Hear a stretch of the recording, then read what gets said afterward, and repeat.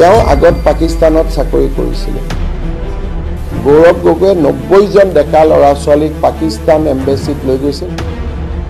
গতিকে চুকুৰ আলীক যদি এৰেষ্ট হয় বাকিও এৰেষ্ট হ'ব যদি তথ্যবিলাক ঠিকঠাক থাকে কাৰণ পাকিস্তানৰ লগতো কম্প্ৰমাইজ নহ'ব SIT 10 মইতো প্ৰথমৰ পৰাই কৈ আছোঁ যে গৌৰৱ গগৈ 15 দিন পাকিস্তানলৈকে গৈছিল আমি পাছপোৰ্ট ভিসা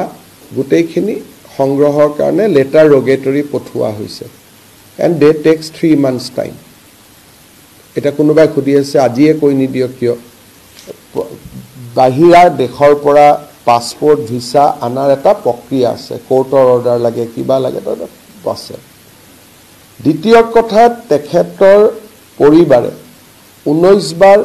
ভাৰত আৰু পাকিস্তানৰ মাজত অহা যোৱা কৰিছে 2-3 বাৰ পাকিস্তান আৰ্মিৰো মানুহ তেওঁক একম্পেনি কৰিছে আমি এতিয়া গৌৰৱ গগৈৰ পত্নী তাৰো মইতো ক'লে নহ'ব আপোনালোকেতো সুধিব যে পেছেঞ্জাৰ লিষ্টখন ক'ত গতিকে সেইখিনিও সংগ্ৰহ কৰি থকা হৈছে আৰু আমাক এজেন্সিসকলে সহায় কৰিছে আমি পাই যাম সেকেন্ড তেওঁ আগত পাকিস্তানত চাকৰি কৰিছিল দিল্লীলৈকে আহিল দিল্লীত এটা এনজিঅ'ত চাকৰি কৰিলে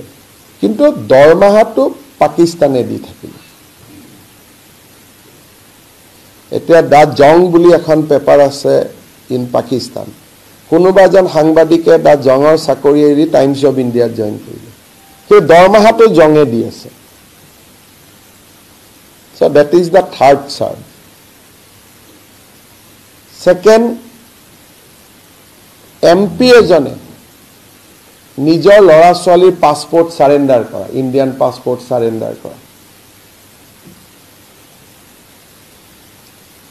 মোৰ লগত আছে ইণ্ডিয়ান পাছপোৰ্ট আৰু মই 2021 চনত সাৰেন্ডাৰ কৰিছো আৰু সহি মাৰিছো মই নিজেই পৰিবাৰেও সহি মাৰা নাই MP জনে সহি মাৰিছে তাৰো কাগজ আমি পাই যাম এটা গুটেখিনি কথা মই আজিও কৈ দিব পাৰো কাৰণ তথ্যখিনি আহিছে কিন্তু ইয়াত ধৰক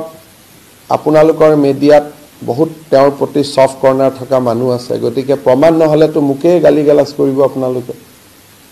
আৰু তাৰ এই ভ্ৰমণৰ পিছতে গৌৰৱ গগৈয়ে 90 জন ডেকা ল'ৰা ছোৱালীক পাকিস্তান এম্বেচিত লৈ গৈছিল ফৰ ৰেডিকেলাইজেশ্যন তেওঁলোকৰ ভিতৰতো 2-4 জনে ষ্টেটমেন্ট দিছে যে আমাক বেলেগ এম্বেচিত লৈ যাম বুলি তাতে লৈ গ'ল এই যে 90 জনৰ গ্ৰুপটো দেখিছে ফটোত তাৰ ভিতৰত কেইবাজনেও আমাক ষ্টেটমেন্ট দিছে যে আমাক কোৱাই নাছিল তাত লৈ যাম বুলি তাৰ পিছত পাৰ্লিয়ামেন্টত প্ৰ Pakistani question so it is a চুকুৰ আলীতকৈ ডাঙৰ অভিযোগ গতিকে চুকুৰ আলীক যদি এৰেষ্ট হয় বাকিও এৰেষ্ট হ'ব যদি তথ্যবিলাক ঠিকঠাক থাকে কাৰণ পাকিস্তানৰ লগতো কম্প্ৰমাইজ নহ'ব এটা কোনবাই কৈছে পাকিস্তান যোৱাটো অপৰাধ নেকি সো এই কথাটো মই ৰাহুল গান্ধীৰ মুখৰ পৰা শুনিব খুজি যে এবাৰ যদি ৰাহুল গান্ধীয়ে কৈ দিয়ে যে পাকিস্তান যোৱাটো অপৰাধ নহয় তেলে দুধ কি দুধ পানী কি পানী হৈ যাব